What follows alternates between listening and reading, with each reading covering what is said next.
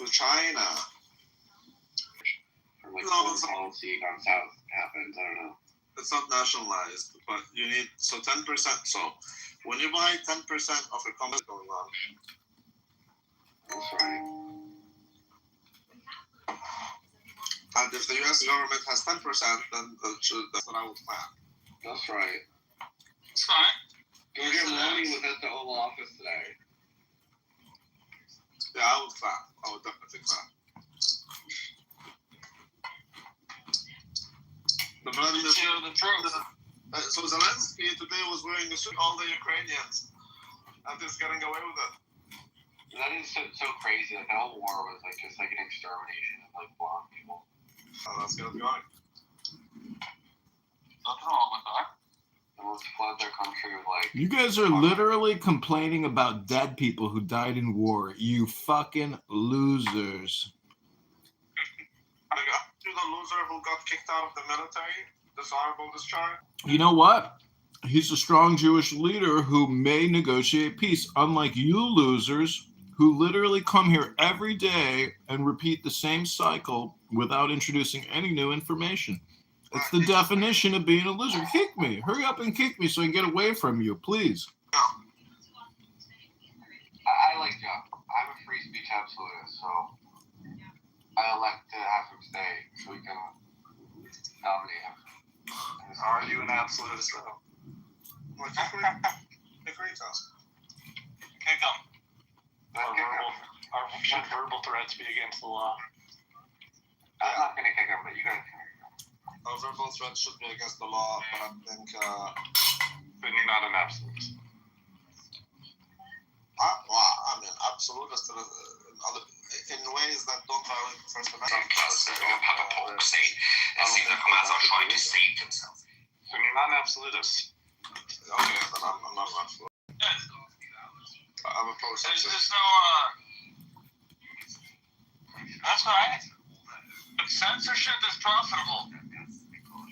Right, it's gatekeeping. Everything that's gatekeeping is profitable. I love gatekeeping. Some niggers can get in.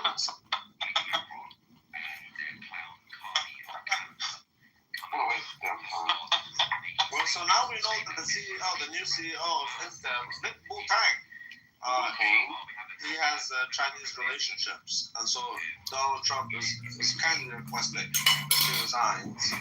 So this is something like espionage operation. They're trying to take him for like 10% stake. Again, you're not getting it. 10% is the minimum. No, if they get 10%, they have like more. They have access to more information, and also they have more leverage over the company. So this is some kind of like geopolitical struggle.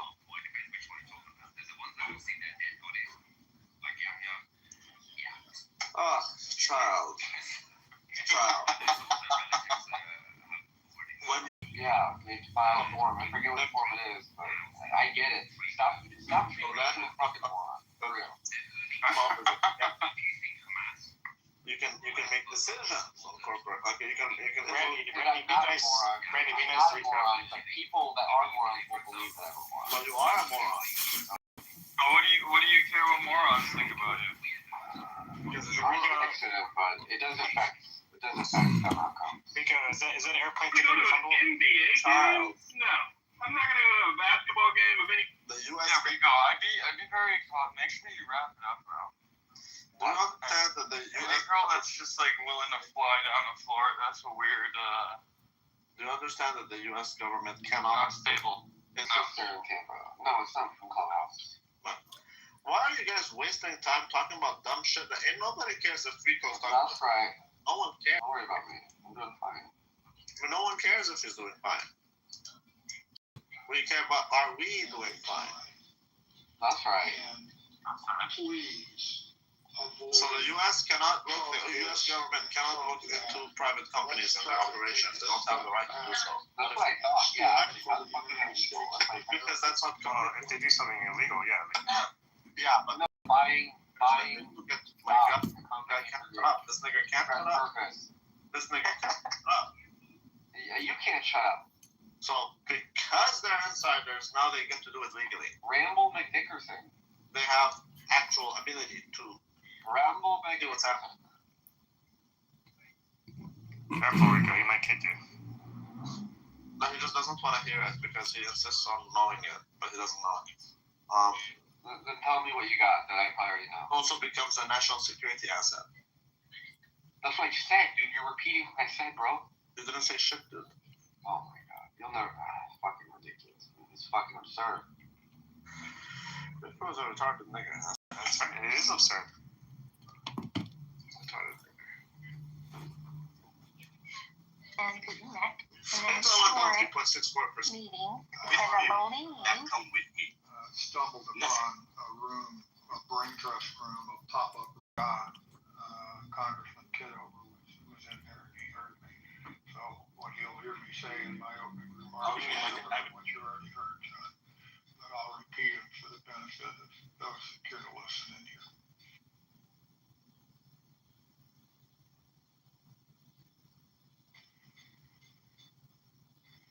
I can't hear you yet, Scarlett. I haven't. I see you trying to unmic, but I don't hear you. I saw your question in the chat, so I can't hear you. You might want to try to leave the room and come back again.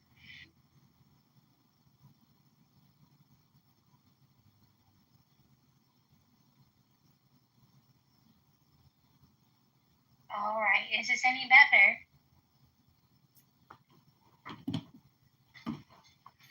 Can anybody hear me? I can hear you both. I'm the one with the audio problem. Okay, well, I'll leave the room and come back. Yes, sir. Hold on. Okay, well, He's then gonna leave it in the room. Okay, there you go. All right. So Friday, there was a historic meeting between Putin and Trump. There were many people frustrated because when the meeting was over, there was not a lot of information regarding the meeting. It was 4.5 hours long, I believe, and people were frustrated. Putin, not Zelensky. But tell me what's in the news today, Marshall. Why are people optimistic? Even hesitantly optimistic, ruined by jerks, And please. so we'll be back in a little bit. We're talking about the news. Scarlett, all I was simply saying is that no one has any backbone. They don't have any moral character. They don't have anything that they stand on, but they sit up and virtue signal, and then they also share mod privileges with a time fucking rapist who took fucking girls who are unsuspecting off Craigslist, brutally raped them, Marshall. and then sex trafficked them like the fucking movie Taken. Yeah, you don't want to talk about JB because he's your buddy, right, Marshall? Yeah, you don't want to talk about JB because he's your best friend? Yeah, thank you, Scarlett. That's for my phone. Appreciate that. You can't do that. You can't invite Rich on the stage and step away from your phone. I can hear everybody. I'm sorry.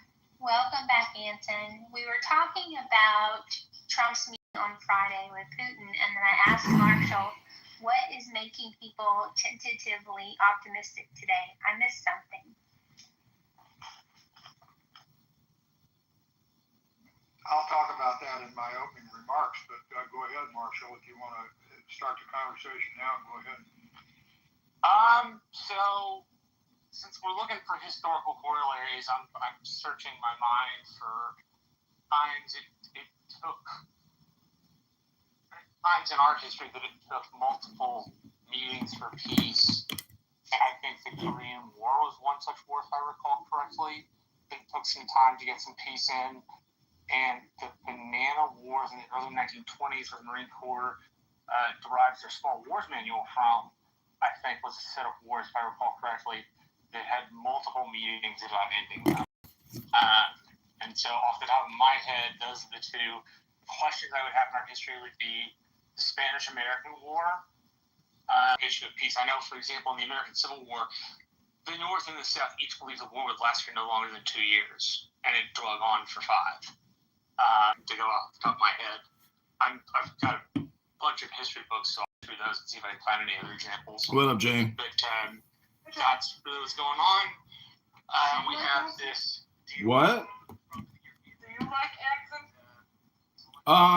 He's a talker. I mean, I don't know what to tell you. Like, I don't really dislike anybody on this app. I think everybody plays their little part in a giant cog, and to dislike or like somebody is irrelevant, you know? Yeah. Yeah. I'm just curious. Yeah, this is one giant communication puzzle. And if you don't, you know, that's like saying, I don't like this puzzle piece. You're ugly. This puzzle piece is ugly to me. I will not play with this puzzle piece. I don't want to play with this puzzle piece anymore. Putting it away, putting it in the box, putting the box under the bed, dusting off the floor. Get off my property. That's it. Alright, we'll see you later. Okay, talk to you soon. Bye.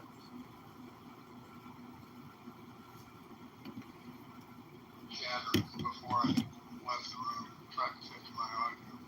But I've been glued to the TV for most of the day, and I tried to shift back and forth as events were unfolding with Zelensky's arrival, Trump and Zelensky before the press in the Oval Office, then the picture of the Europeans, and then they moved to a conference room, and all the Europeans and Trump and Zelensky spoke. And now they're in their, as far as I know, they're in their conclave. And I bounced it back and forth between CNN and Fox, and I found very interesting, you know, the tone and the emphasis was quite different between the two, as you would expect. And I shifted over to, and he made some remarkable insights, which I'm going to provide to you, because I'm assuming most of you have not been glued to the TV. I then shifted over to CNN, and John Bolton was the commentator. Of course, he gave the historical geopolitical perspective of events unfolding today was sadly lacking. And then Mike Pompeo popped up on Fox. I think he's one of the best secretaries of state that we've had in quite some time. And he made some very strong comments about his distrust of Putin and what the roadblocks might still lie ahead in terms of what Putin may or may not do. Well, I'll set the stage for that and then open it up for discussion with everybody. And as far as historical context, Marshall, it just popped into my mind. And this is more Trump bullshit to a degree. But there has been a peace treaty between Armenia and Azerbaijan, and that was a 30-year war. And there's been some kind of peace negotiated in the Congo, peace, not armistice. And that was a 30 or 35-year war. So I think there is certainly global historical events that have taken a long time to achieve peace, and then history was made when they ultimately broke through. And I'm just wondering if we're on the precipice of such a historical event. Not only the Ukraine war, but in an enhancement of what I like to think of as geostrategic stability around the world, which is a dangerous situation. Again, I'll comment. I'm not going to try to preach a sermon or give a military history lesson or a geopolitical lesson, but I'll try to set the stage for that and stimulate discussion by everybody else. If you hang around long enough to listen to all my bullshit.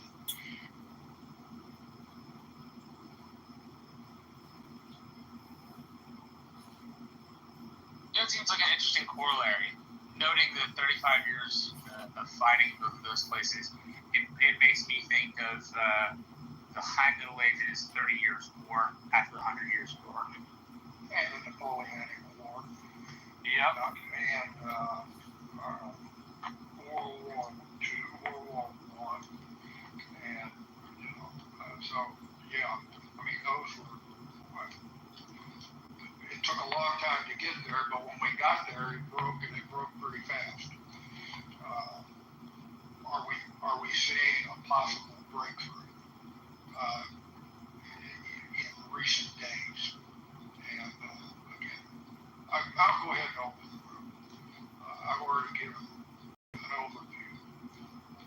But as I listened to, first of all, Zelensky and Trump, the optics of that meeting was 180 degrees from what happened last February. So there was obvious progress made. The optics between those two guys, and Vance didn't have to weigh in and give Zelensky a lecture on his dress and all that kind of stuff. Then when the Europeans, Trump and Zelensky, Trump was pretty articulate for Trump. There was a minimum exaggeration, hyperbole, bullshit Trump usually spews out. But he was pretty, he was he says, I think we have a chance here. We're not there yet, but I think we have a chance. And the chance, he said, is a continuation of the chances that he evidently observed in his 3-hour meeting with Putin. Now, I'm going to also say that when I watched that press conference last Friday, I was ready to throw a shoe at the TV. There should never have been a press conference. Putin should never have been allowed to give the speech that he gave about American, Soviet, Russian relations. There should be. If Putin wanted to have Trump should not allow Putin to have a press conference. He should have sent him back to Russia and let him have his own press conference. And Trump should have said, we made some progress. I can't talk about it, but we sure as hell aren't there yet. But more will follow in the coming days and weeks, and I'm still committed to giving it my best shot. That's the way that disaster on Friday should have been, in my view. Today was a whole different tone. And when the Europeans assembled around the conference table and the reporters were there and the TV cameras were going, all the Europeans plus Zelensky had an opportunity to give brief remarks as to what they anticipated would happen in the meeting that is now the closed-door meeting that is still going on. And there was real positive, meaningful unity, I felt, in those brief remarks. We'll have to see what the outcome is. But the bottom line, the points that they are discussing, and after they report out, and it could happen while this room is open, but after they report out, I suspect that Trump and maybe other leaders will answer brief questions from the press, maybe not. But Trump specifically said that he is going to immediately call Putin to report the results of the conference that is being held today. And after that, he is going to push hard for an immediate, within the next week or so, trilateral conference with Putin, Zelensky, and Trump at the table. And Trump also said, I really don't want to be there, and I would prefer that just you two, speaking to Zelensky, you and Putin hold that meeting. But if you want me there, I will be there to help. But he clearly sends the correct signal, in my view, that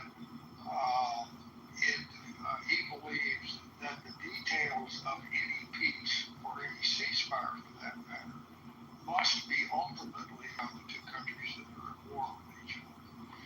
But the other thing that I think is historic, and I mentioned this to provide a more historical nature perspective. Look at where we were 10 years ago. And Trump was threatening NATO with withdrawal and so forth. And NATO was just being NATO, et cetera, et cetera. And today, NATO, the European community, has dramatically upped the ante to 5% GDP spending on their military.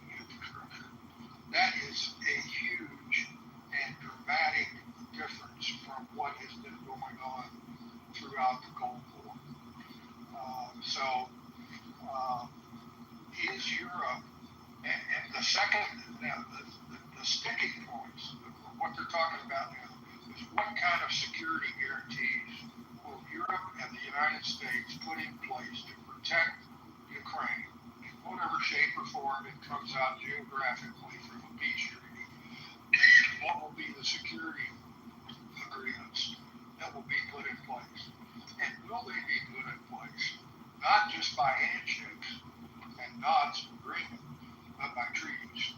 Not a NATO treaty, not allowing Ukraine into NATO, but having a treaty between Europe, America, and Ukraine in terms of Article 5 like security arrangements, including at least European boots on the ground on the whatever battle lines are concluded, whatever territorial agreements are reached between Ukraine and Russia.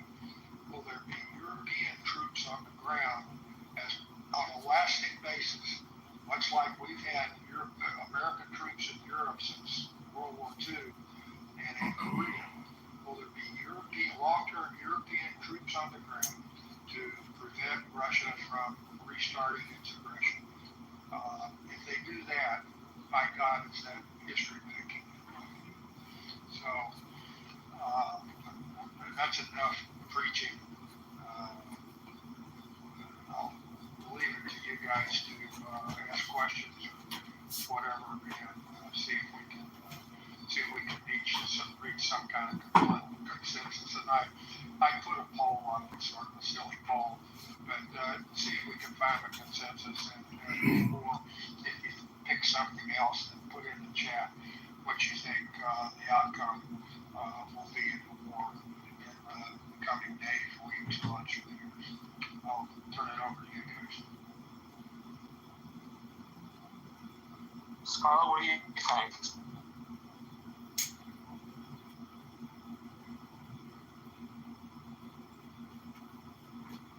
She's on the phone. Steve, I know. Steve and I have already had a discussion. Anson, Yeah, John, I just have an expression that I enjoy, and I think it kind of reframes everything. It's that there's not a speck of dust out of place in the entire universe. So the way that things have that saying that there's not a speck of dust out of place in the whole universe, and I think peace and greater stability is right around the corner. That is my hope and my aspiration, and we can bring China into this as well. But as you also heard me say, now, if Europe truly steps up and shoulders a much greater burden than they have, not just in their military spending, but in what I think of as the geopolitical stability in the world. If Europe shoulders a greater burden and stops their extraordinary over-reliance on American protection, that will be history-making in and of itself, if it sticks and if it's sustained. I mean, Europe today spent 17% on defense and 40% on their social fabric. And that, Europe needs to change that. And General King of Fox said, over the last 10 years, and he gives Trump some credit, and I believe it's deserved, Trump blustered and threatened to withdraw from NATO and all that in his first term. But today, Europe has in fact agreed to and are in fact spending the money to get up to 5% of GDP for defense. And now Europe is seemingly ready to put boots on the ground in Ukraine as a security guarantee, not ask for American boots to be on the ground, but Europe to put boots on the ground as a security guarantee in the event, not just of the ceasefire, but in the event of a true peace treaty between Ukraine and Russia. That's pretty important stuff. One of the things in this whole thing that I don't think anyone's really discussed, and I'm not sure the level or implications that came from it, but there was a lot of talk about NGOs that was getting American USAID money, permitting. I forget that one guy that got ran from office. And this kind of thing, the Russians trying to maybe constantly first day reporters are talking some great content. We've got this back and forth on Twitter a little bit over the weekend. I want to give you a call, set up a time we could maybe talk on the podcast. So I should do the podcast. I send you a link via your email. You don't have to sign up for anything. Just do a Zoom meeting, and then we can try to put it online. If you may call back, I appreciate it. 779-915-0981. I can pretty much work around your schedule as we need to. So My full question is, thanks. but I picked something else, and I said, didn't think peace within a few months. It's my best guess. And I think peace, not just a ceasefire, but there's one left to be negotiated and agreed upon, and a substantial amount has to be agreed upon by Zelensky, which leads to the question, what leverage, if any, does America and Ukraine have over Putin and Russia today? Is there leverage, and can they use it effectively to achieve peace? And the wall to fund this whole operation to keep the economy from just going totally in the tank. Private room conversation with my friend Tiger, the Chinese advocate in my clubhouse, about that. And of course, he had a PhD in computer science, Chinese national, works in Silicon Valley, blah, blah, blah. He believes that sanctions have run their course, and there's not much left in the Western engine, the steam in the Western engine from sanctions alone on anybody is not a very significant point of leverage against Putin. I'm not sure about that, but what else does the West have in terms of real leverage against beyond economic sanctions and moralizing, of course? And I still believe that the threat, the possibility of Western boots on the ground is, and that presupposes that Putin holds fast to where he's not going to get what he's asking for. The war will continue if he pushes for that. But if he backs off enough, that peace is possible with significant land, at least de facto, given up by Ukraine. Not de jure, but de facto. I hope everybody understands what I mean by that. And maybe we'll see a peace treaty.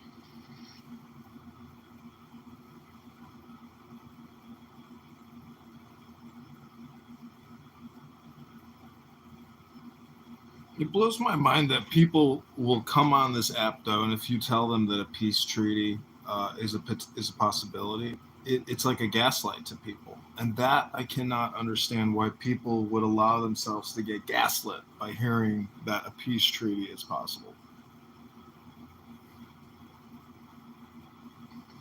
Well, that's because most of the people come on this app with preconceived, very strong, highly partisan, vicious opinions, never to be swayed from saying. So everybody gets gaslit from one side or the other, and the ability to find compromise, even on Clubhouse, is damn near impossible. But we're giving it a shot. Okay? And it looks like everybody's leaving, so I'm not going to keep the room open.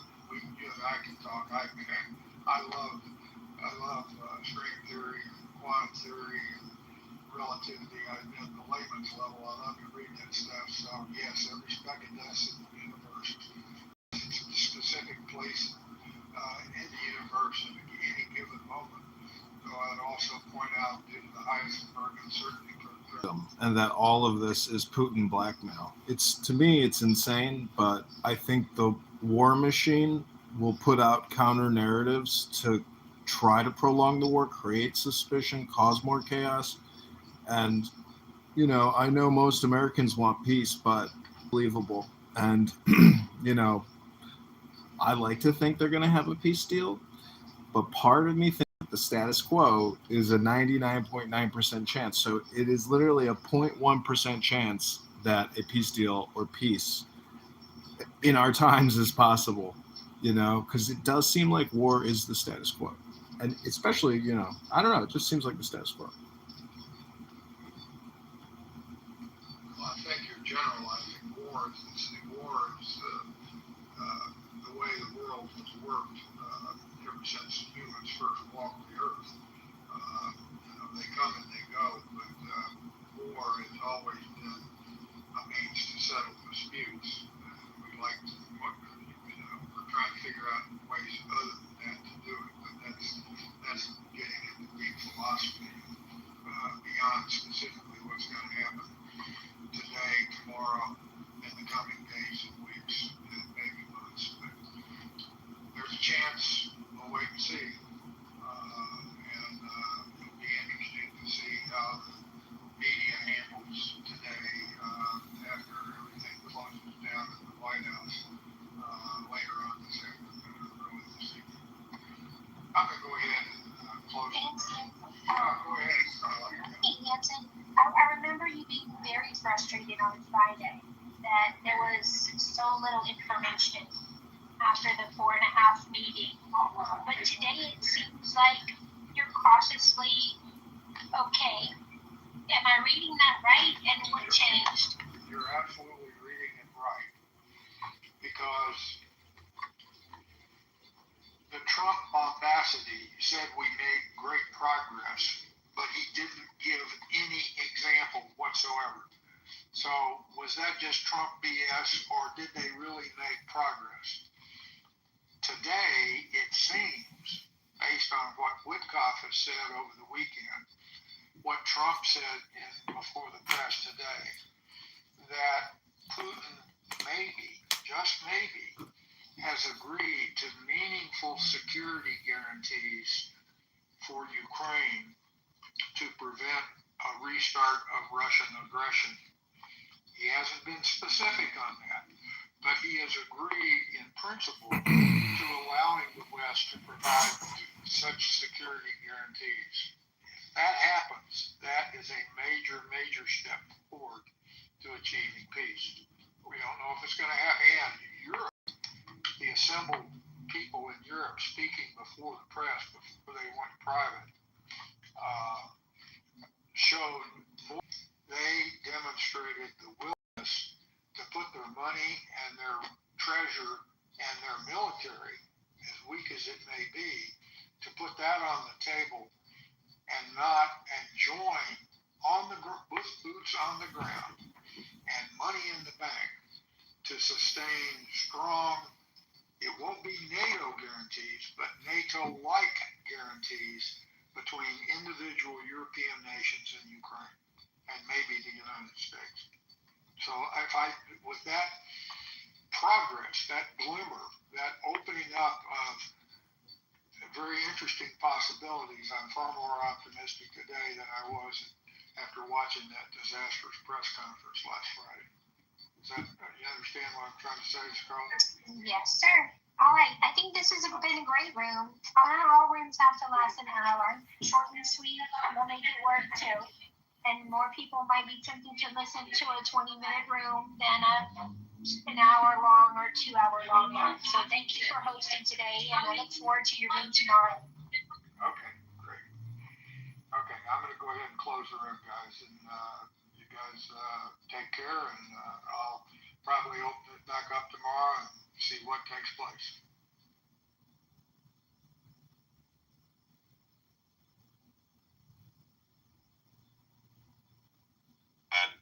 It's not that they want their tits out at football matches. I think that the women want to just like have their hair out.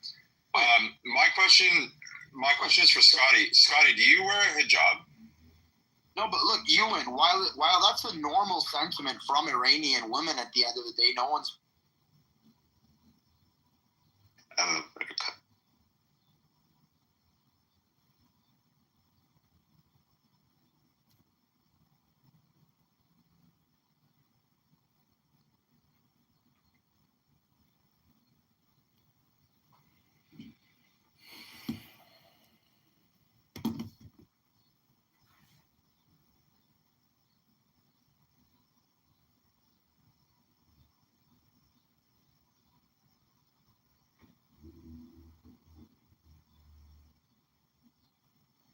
You were. I know that's a weird question to ask. Stupid. If you're gonna troll, at least be funny, man. You're What not funny, color Oh no, okay.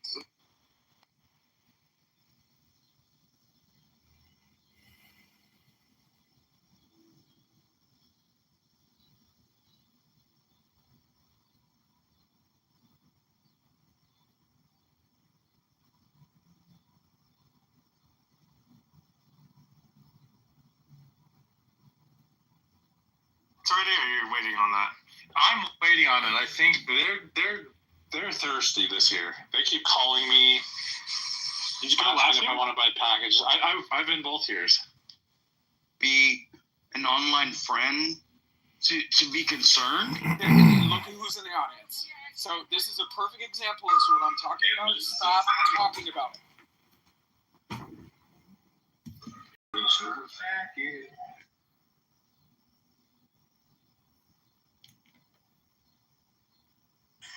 He's raised his hand to speak. You have exactly 60 seconds to say what you have to say. It better not be rude or out of line, or you will be dropped. So go ahead.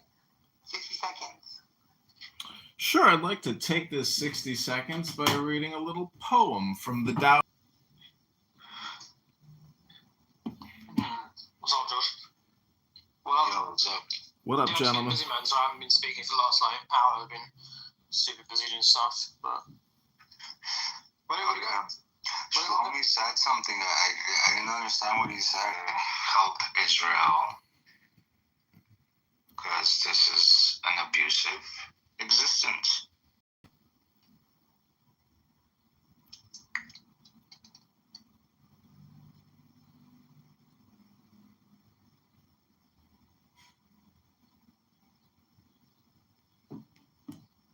You know that, right? Dude, Romney Care in Massachusetts was the same thing as Obamacare. It was like the same fucking thing.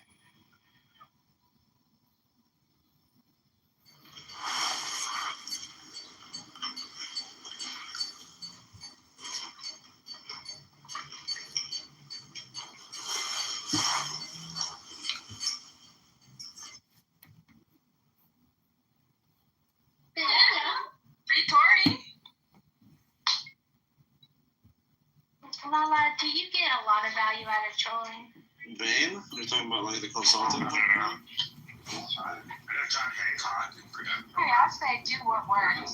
You know my name, right? Baby girl? Scarlett? The fuck?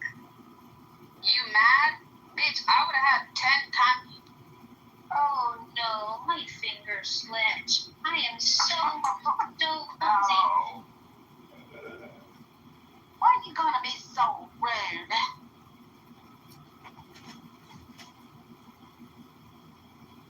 Butterfingers.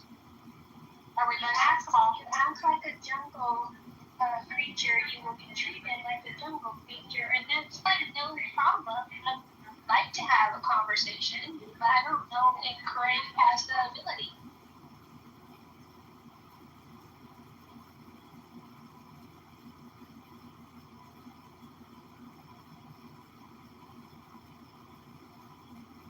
How would you name it?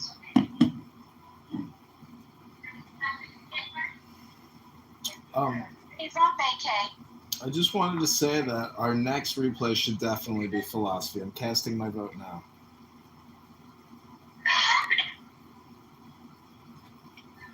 John, we should also talk about home decor.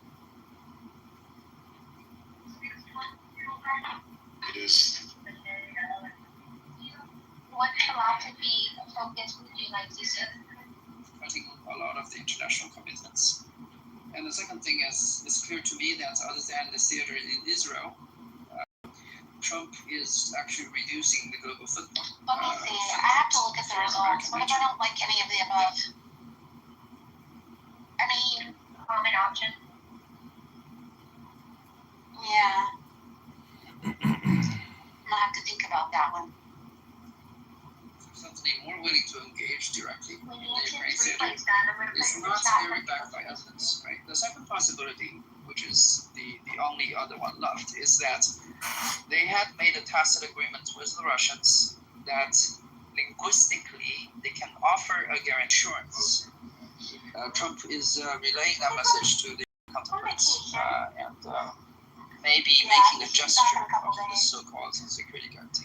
And I think that's more credible because actually, if you're looking at the unilateral actions by the Russians, it's not clear to me they even have the appetite to actually further engage Ukraine and taking over not even the eastern part of the Dnieper River. It's not clear to me that they're so interested in advancing to the Kharkiv and Sumy region, even if they could, or the right bank of the Kazan.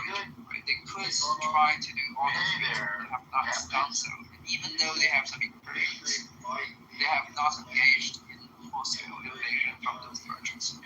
So what's likely is that there is a raw principle of agreement that Russia gets to keep a lot of the territories, with the possibility that the security guarantee even would involve Russian troops, which is another way of saying they are trying to guarantee the neutrality of Ukraine as a condition of the halting of hostility from the Russian side.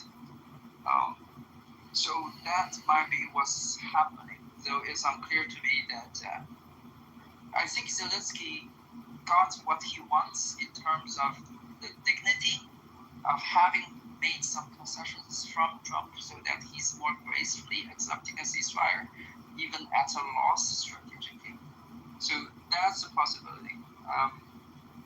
But I think another very important thing to ask is, do Europeans actually know what they're doing, right? Do they want to position themselves in a moral position and continue to support the Ukrainians to maintain their sovereignty and territorial integrity, which, as I said, I don't think they have a very good moral standing, or they're just, without a What do you sense mean of they don't have a very good moral standing, Tiger? I don't understand that. I'm sure you recognize. Yeah,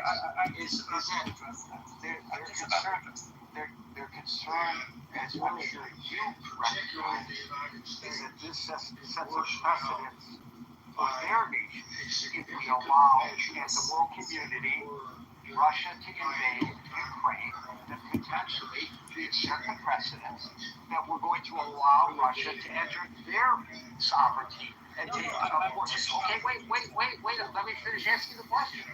So how can you suggest that they don't really have a moral standing on all of this? Because the same standing would apply to them as does now apply to Ukraine from their view. No, the reason I said they don't have a moral standing is that we have seen in recent events in the past that they are interpreted by many other countries, probably not in the West, but by most of the global South countries as hypocrites, right?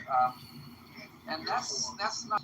Whether you like it or not, right? From the global South point of view, like in China, for example, What nation of Europe has recently invaded any other country? On this very subject, geopolitics. Nations, the other nations, consider Europe as hypocritical, that there's not democracy in their government. What I'm saying is, you can say, why doesn't it matter? Why doesn't it matter? You explain. You can say that countries like like China not have a moral standing to accuse other people, which, China never positions itself to be the righteous country. China is one country, right? But what's funny is that China will be bound by human rights violations in other nations. Well, as a response to the U.S. accusation of China, right? That's different. You gotta wait your turn, sir. You are not without interruption.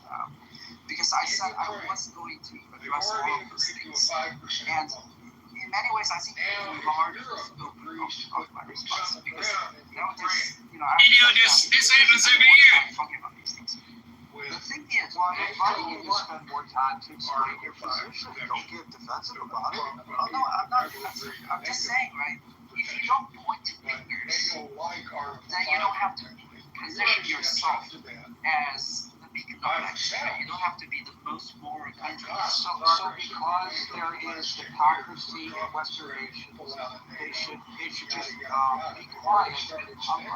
Because France invaded Libya, and France has no standing to discuss the invasion of Ukraine by Russia. Is that your argument?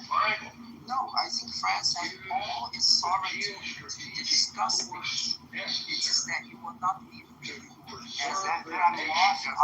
I am lost, and I presume if I am, others here are as well, as to why you even raised that issue. Yeah, I was about to address that. Right? So my first point is, even though Europe positioned itself, or Western nations position themselves, often minority positions, that's the argument for moral and righteous. It's not correct. That's the first thing, right? The second thing, which is more practical, is that even though Europe thinks that by stopping the Russian invasion of Ukraine, it's safeguarding its own safety. That is also not true, because if you compare the situation of Europe back in 1994, for example, or 1998, their security in terms of the buffers they have against Russians have increased, not decreased. Even though if they lose the battlefield of Ukraine, they still have a buffer state of the Western Ukraine, not to mention the Baltic states, not to mention that the Finnish government. Okay, Tiger, I gotta let you go. You've talked way too long already, but I gotta tell you, what you're really good at. Really good at, and I have to congratulate you. European culture interview with the democracies trigonometry of the world host. stand for. So you use any discussion that we are having. How do you feel about There or are you on the phone? See, sometimes I laugh, but I think Howard's on the phone. Meryl, you got my irony before with Marshall. Would you like to explain it to him? Of course I can. He has, in the first place, sarcasm is practically never racist. She's a non-entity that in 2015, 2016 in the spring, sarcastic. she was asked on a liberal stage, I don't know what stage it was, normally, what did I write? I think I who said do that. you see of the Republican nominees right now who would be president? And she said, Donald Trump. And everybody laughed at her. I think that this is ridiculous. And then he became president. So I think calling her a wingnut, if she's accurate, might be not generous. But you can. And I'm thinking, what? Huh? What? And then you wrote out exactly what I was thinking. I just, like I said, sometimes it takes more energy not to be unapologetically fiery. It really does. I think sarcasm is an appropriate way to respond to him, and it's not wasted. Now, Scott asked a question about, or brought up the fact that there are many people who are pro-Russia, and he wondered about that. And you kind of, we talked about it a little bit, just hinted at it. I think everybody has to look at it in a bigger picture. These are MAGA people. Trump was always pro-Russia. His introduction to them, their meeting him in 2016 was that he was pro-Russia. He's always been And these are some of the MAGA people, are people who he appealed to, had nothing to do with politics. He appealed to Mexico, paying for the wall, different things. And then they all of a sudden now attach themselves to whatever he says and whatever he believes. And there's no way for anybody to perceive, in my opinion, Trump as ever being anything but pro-Russia. So I have an issue with that. Regarding all the people that came with him today, this is people. Zelensky armed himself with people who know what they're talking about. These aren't people that are real estate investors that were talking to Putin. These are people that know their stuff. They know what they're talking about. And they know the commitment they're going to have to make. They also are smart enough to know whether we can trust Trump. So Trump, what he did with Putin the other day, that is not. If anybody thinks that giving him that hero's weapon when he is a war criminal, that's not. That's do you think that Putin laughing at him. That's just a laugh. It really is. I don't know what that is. I think it's honestly a terrible idea for Russia to keep everything that they've captured thus far. And I thought they've got all those natural resources. Even the land that is public. He also gave me gifts. But he also he had his own about what Trump did. I don't know if this is Russians or Ukrainians or both. I should use the word when it comes to negotiations. Yeah, and I don't know what he's talking about. It was already somebody would say 20,000. It was already a I done don't deal. know how He was going to give Putin pretty much what Putin wanted. All right. And well, it's a lot he of just people. he didn't gauge the response that he was going to get from the world. He did not, even Fox, I think, didn't support the hero's welcome to Putin. And I don't think that Trump really prepared himself for the fact that now we're going to have some real talks. And he doesn't know what he's talking about. And Marco Rubio saying, well, you know, we agree on security this and security that. What people say and we have agreed on, and what is actually memorialized in writing, is that there's a big difference. And we have to see what is actually memorialized in writing. What is the agreement? Not what does somebody say on the Sunday show. Is the agreement. What is the agreement that is memorialized? I cannot stress that enough. That is a legal binding agreement. Now, do we ever trust Trump to do something like what he said he's going to do? I'm not sure on this one. I want to see this one, how this one lays out. I also think that Putin will wait 3 years and take a chance on who's going to be the president in 3 years.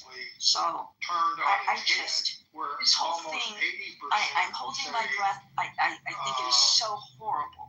But I'm glad that Zelensky came. I didn't even care about the suit. He made a real good point when he said, I promised everybody I wouldn't wear a suit until the war was over, till my people weren't fighting a war. I have no problem. I don't know. So he wore a suit, but he brought people with him, people who knew they needed to go, because they knew, they saw the direction Trump was going. And they want to make sure that Trump understands there are people in this world who know what they're talking about, and Trump doesn't. I'm sorry. Thank you. I was thinking, I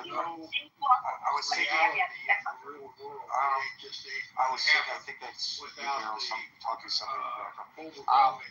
I was thinking when the president said Irish is war, and it just, everybody is thinking, okay, this is just correct. I don't know. I think not only economically for Ukraine, but giving Russia control of the Black Sea, giving Russia control of all of the resources, they're going to control a lot of the energy. Talk about other things, including I just don't know that that's a good idea either.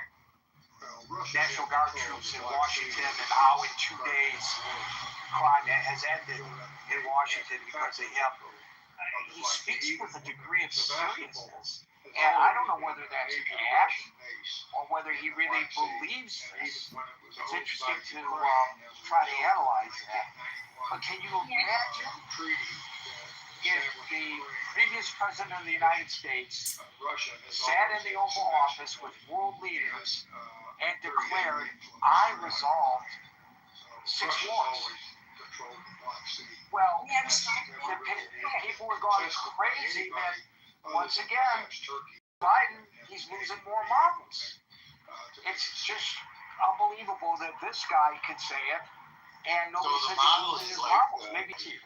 And if you keep interrupting, South Korea we'll remove you from the stage. really These are the rules. heated the land of North Korea. I just find that when he makes these phone calls, remember he said on 3 different occasions publicly he was going to Russia to meet with Putin when it was Alaska.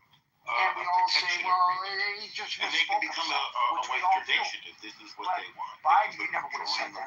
Thank you, Meryl. And we'll now go to Even though they lost this war, they can win the peace. Hi, Gary. Hi, Marshall. Want to know Tim Merrill? Gary, how are you today? I am good, but I'm getting better. How do you overcome? Thank you very much. Is the pressure now Putin? How do you I think that the most pressure is on President Zelensky as a patriot, giving up to land rational agreement with people for Russia just for peace.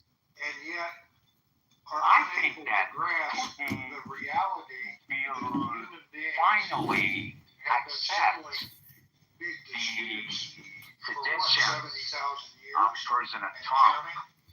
But How do you something here achieve very shocked me that geostrategic stability? why President Trump clapped in Alaska for We have to Putin. go out on a limb and say that I the think fact that we have not had when a you war since when you are presenting land to Russia, there is no need to clap says for something Putin. about geostrategic stability. There is no need to clap for Putin with as a dictator. organizations such as NATO, despite You all know, the ups Putin, and downs and the arguments and all that. We have had peace in Europe. the tenor of President Biden And the threat of attacked imagine Ukraine this, because if nuclear weapons did not exist, the authority of President Biden neglected and all we had was the conventional deterrence. danger of President Putin. Would Europe And now, be free I think that unity today without we overlying or deterrence provided by the America Western authority That's a must philosophical gain advantage. Okay. Nice. Hey, David, you got a hot mic, brother. At this timestamp, whatever it is, Yes. when we end this room. Must gain more advantages, more It was short and privileges sweet, about a 30-minute room. from President Covered the Putin highlights and our when hopes you are for a positive presenting outcome. 1/5 I know Friday, territorial Norm, you integrity were of kind of annoyed and irritated too Ukraine to by Russia. the lack of information coming out of the 4.5-hour meeting. Are you for the finale, I'm today so for the same amount sorry of that I irritated cannot and annoyed, speak or what? fluently and accurately because You're doing very well. You're doing very well. Don't worry about it.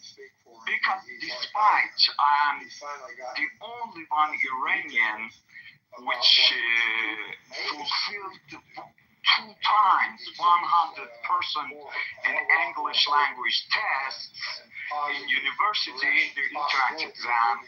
This is because this is why I cannot speak fluently and accurately.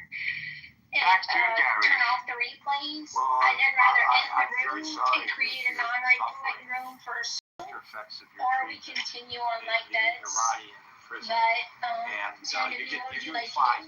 And if it helps you to regain your skills, I was gonna say start a new Zoom. you're more than welcome to come up to the stage and express yourself anytime. We all understand your situation. I just got here too. And we all Did were you able see to that understand you. So don't worry about it. Zelensky dismissed the plans To your point about the Trump and Putin? applause and the red Warning them. carpet, I'll just point out that when the head of NATO, the heads of 3 European nations, in addition to the head of Ukraine, also a European nation, came to the White House. I heard you complaining no about big it photo before. op with the red carpet outside the White House, and the President of the United States walking out and applauding Mr. Zelensky as he walked up the red carpet. So it's not just by happenstance that we saw what we saw in Alaska, and that's why I reject the previous observation, which others may agree with and not agree with me, and that's fine, that that's meaningless. I don't think it's meaningless at all. It sends a message to the world, and the world is watching. Thank you. I would like your feedback on the Ann Coulter interview with trigonometry. I don't think Norm was So there Europe in has his. got a history with the Russian Empire after World War II with Stalin and the USSR, the Russian Empire. You know what? Ramarana's daughter, taking the over, owners, Eastern and the other pointers, the owners are very And corrupt.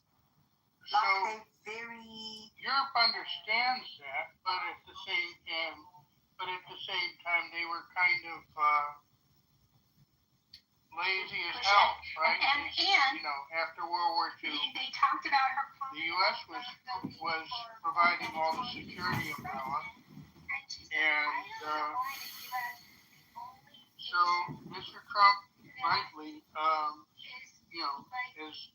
asked them to have NATO. If they don't, or xenophobic, European if part of they NATO prefer do to it, have part someone from America who's been here for a couple generations serve as leader of our country, there's cultural concerns that she said that I don't feel embarrassed saying that I have cultural concerns. And so they pushed her hard, and they should have. Because, it is an ugly thing to say. And I think she held up well under the scrutiny, and I was glad that they pushed her. Within living memory, too. And they have 2 million Ukrainian refugees. At the same time, they have the lowest birth rate in Exactly right. Europe. So they have down dramatically, too. Nice. I mean, glad that you had a not boring life answer.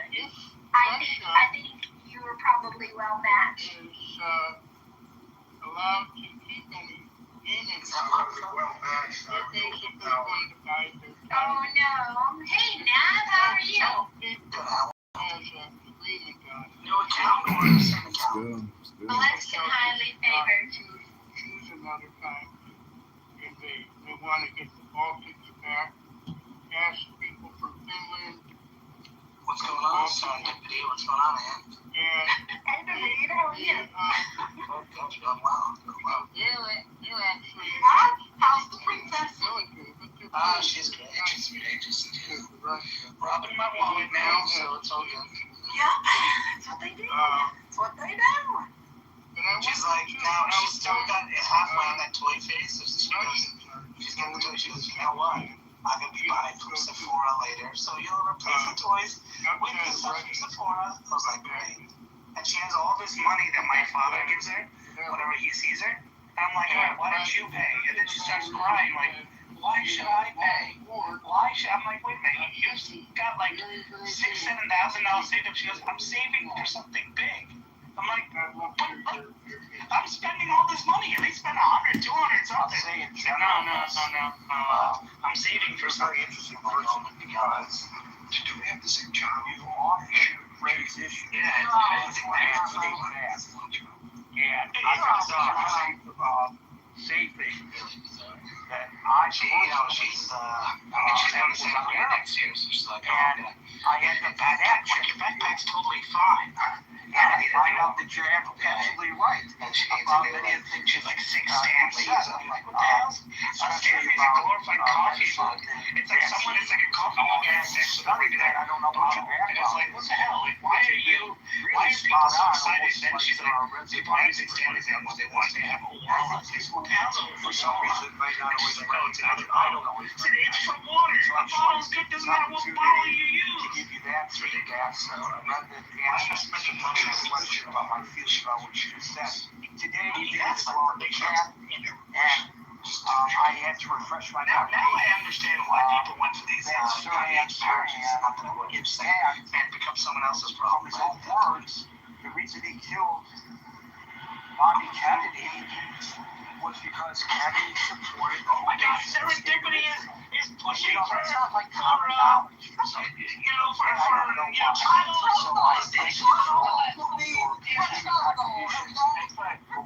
mean, can you believe it? And in the chat, just like the bum folks. And with that, we are now at 5:57.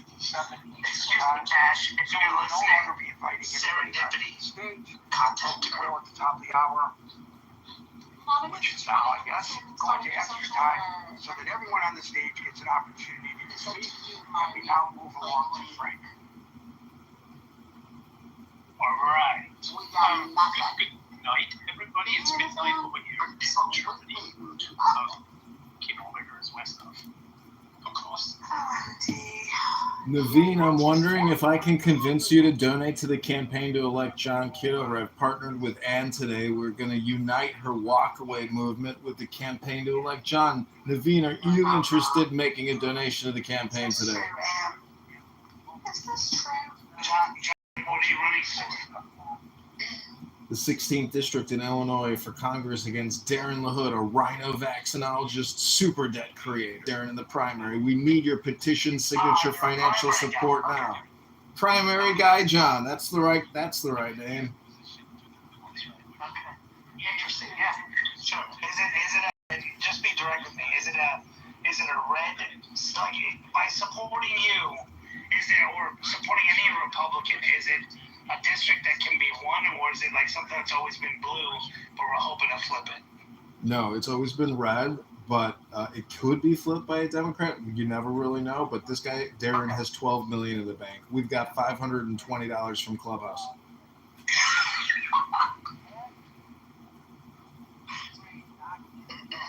You can do it.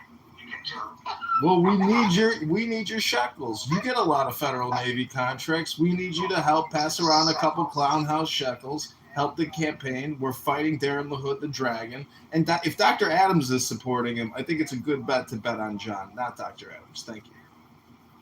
Monica. And dissuaded Russia from taking territory from Ukraine the first time. I think the latter. No, she stepped away from her phone. Yeah, I know that's an academic question, but it's so not worth considering. Like, you're going to let this you're lady absolutely just, right. everybody's going to be having a grand Nobody's time talking, How did we get in this sharing about do you dare to go where there Ukraine became vulnerable? Well, we pushed them. We, the world community, including the United States, put them in that position because we convinced them to give up their nuclear arsenal in exchange for a guarantee that they would not be invaded. And then they were invaded once, and now they're invaded a second time. And there are people who are saying, well, too bad. It's a fait accompli. We shouldn't be giving him arms to protect himself, etc., etc., etc. To me, this is kind of like I don't know who you're talking about. Alice in the Looking Glass, right? It's like, by what measure does this make any sense? But people are saying it's a straight face. Russia invade, it's Scotland. I don't get it. Maybe I'm missing something. Thank you, Frank. And now we go to the gentleman who's always a delight on the stage, who now is using the nickname Congressman in the anticipation of his tremendous victory and becoming a congressman representing the great state of Illinois. John, it's all yours. Hey, Gary, thanks for having me up. That's correct. I am running in the 16th District of Illinois versus Darren LaHood, a rhinologist, vaccinologist, super debt creator. And I put some queries into Grok that I'd like to share with you to help summarize the past 72 hours of Donald Trump, Vladimir Putin, and Zelensky, as well as what type of weapon systems and soldiers might be deployed to Ukraine in the event that a security guarantee is made. So this is the past 72 hours. Trump met with Putin on 8/16, urged no ceasefire needed, pushed Zelensky on 8/18 in a White House meeting with the EU to cede Crimea, drop NATO, accept land swaps for peace, offer U.S. security guarantees, possible prisoner release, and ceasefire. Full deal elusive due to territorial disputes, but U.S. pressure may yield Ukrainian compromises. This is the next query. Hey, Grok, if the U.S. gives Ukraine security guarantees and deploys U.S. soldiers to Ukraine, what are the top 10 most likely weapon systems and U.S. military units to deploy to Kiev and other areas of Ukraine? In a hypothetical U.S. deployment to Ukraine for security guarantees, focusing on defense and Kiev and key regions, the top 10 most likely weapon systems and units based on expert analysis like RAND reports would be Patriot air defense systems, HIMARS rocket artillery, F-35 stealth fighters, Abrams tanks, Apache attack helicopters, the 82nd Airborne Division, the 101st Airborne Division, the 10th Mountain Division, Special Forces groups, and air defense artillery brigades. So as a candidate congressman running in Illinois who believes we should cut the National Defense Authorization Act and our national military industrial complex by $200 billion a year, I am against the U.S. sending any soldiers or military equipment and any additional funding to Ukraine. And I hope that these trilateral talks over the next 30 days can bring peace. Thanks, Gary. I hope that was complete. Thank you, John. That was probably an accurate assessment by Grok, but I just want to point out that today, less than 11, I asked Grok, did Sirhan assassinate Robert F. Kennedy because of his support for Israel? And Grok's response was, Robert F. Kennedy was not assassinated. So in this case, I guess Grok may have been spot on, but folks, be very careful about simply relying on AI to get our responses. AI is a good starting point, but they don't always show the resources. You know, there's no footnote, no link to the resources. And when there is, you should click on those and then make your own assessments on whether you accept the veracity of the resources to which they are referring the AI programs before quoting it. And if they don't show the reference, ask a follow-up question. What's your reference for your response? And make the program tell you. Because it's really, really dangerous to just accept it at face value. In this case, listening carefully to what John was saying, I think it was pretty accurate. David, TJM, Daniel, and Howard will get the last word. Hey, Gary, I'm not sure if it matters either, but Sirhan was also an Orthodox Christian Palestinian. Yeah, he was a Christian Palestinian, yeah. So, I don't know if you know that either. Yeah, I think the first summit with Putin in Alaska, Gary, clearly highlighted the driver's seat that Putin finds himself in. And, you know, the more time that he's bought from Trump with regard to the fact that they didn't even really arrive at anything. It was an ops campaign by Putin. We let Putin back into the sunlight of Western nations, validating his position as the premier leader of Russia and everything he's done in Ukraine. So we sort of have given him that win, and his Russian media has lapped this up. And far from painting him as the pariah, he's seen more as a national hero now than ever. If the media is to be believed over there. So he's got the wind in his sails. Zelensky's on the ropes. You know, if this was a prize fight, we have to come up with something quick for Zelensky. Putin's always, Gary, as we know, even he championed this manifesto that he wrote in the run-up to his invasion of Ukraine, where he basically sees Ukraine as a Russian asset, part of the Russian Empire, going back centuries. He sees Ukraine as well as the other Baltic nations, I think, as well, that fall under the NATO umbrella. So the fact that he's buying time, he's really seeing, I think he has his sights on the whole country, not just these border disputes or these areas that he wants in the negotiations. So I think if we look at his writings and his intent, he's not going to stop until he gobbled up every last piece of that country. And I think he wants to get Zelensky out of the way. I think the longer Zelensky languishes with this war unresolved, his popularity may dwindle where he may be replaced. Who knows? Which would be bad for the country, because I think he's fought valiantly given the resources that we've provided and the the heroic effort that his country has waged against aggression. But the other thing I want to bring up, Gary, and I've heard it argued that if Trump isn't further sanctioning Putin in a way that would cause real pain to his country, and clearly this has not been a free ride for Putin at all, irrespective of the military economy that his country's enjoyed. There's a loss of manpower, the million plus victims of this war, plus the injuries. But it's argued that Trump's finance crypto company, led by Steve Witkoff's son Zach Witkoff and his son Eric, World Liberty Finance, is being used as a shell to receive compensation from dictators, world leaders, and the like.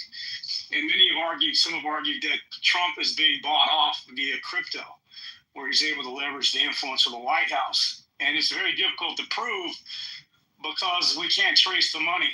We can't trace the transactions. And so it's very difficult to see who's buying influence and at what level with Trump and at what cost. We know that his fortunes have been enriched to the tune of about $2.4 billion with this crypto scheme that has been set up. And so is he being bought? Is he being bought by Putin, and at what level? Now, what else explains the level of cajoling and fun, creating this meetup with Putin as some sort of reunion of sorts between two great powers, fully ignoring the press, the cacophony of press questions that were being leveled at him and Putin regarding when is the killing going to stop? And of course, they might have thrown in there, when are you going to return the orphans, the lost, the children, as you alluded to in your opening salvo. So anyway, Putin's got a lot going for him with this war so far.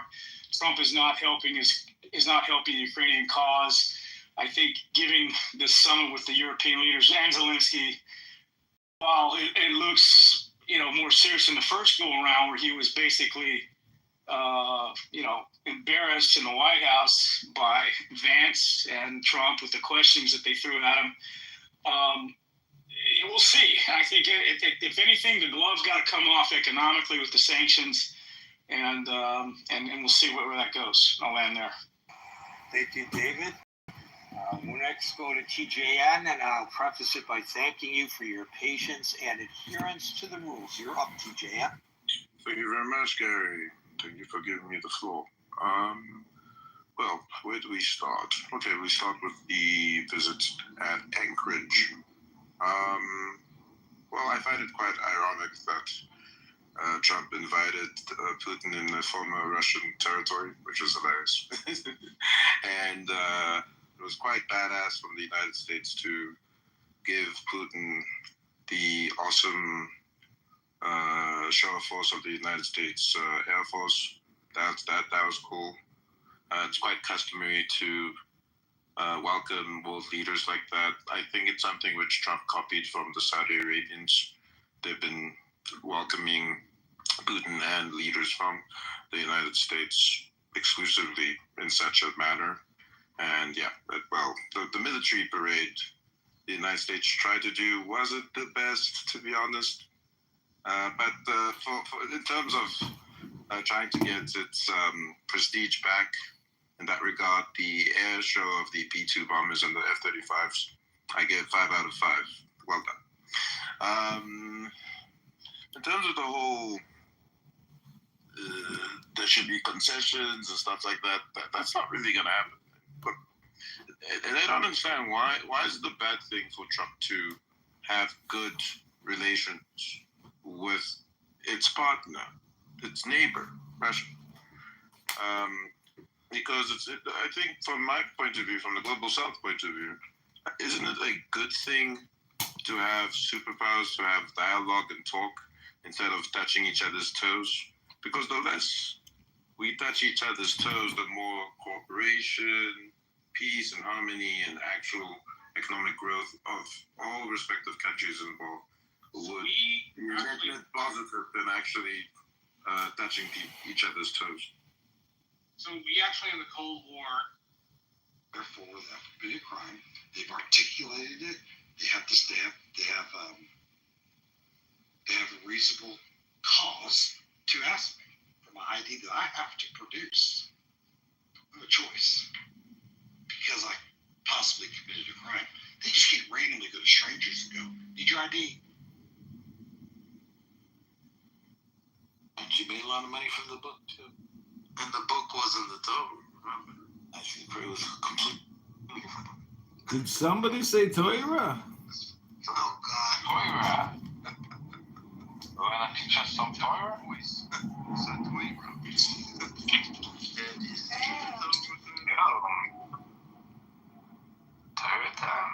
Wow, a room finally where Palestinians are thankful for the IDF liberating them from the Islamic jihadist terrorists that have destroyed their civilization. Wow, I'm so happy to finally be in the final summary room of this multi-year war. This is fantastic. Ribono Shel Olam. Yeah, look at the video yourself. IDF. Baruch Hashem. Yeah, Baruch Hashem. I'm a sheikh in the IDF. You're a sheikh? Yep, and I'm in the IDF. Nice. B'nai Aliyah.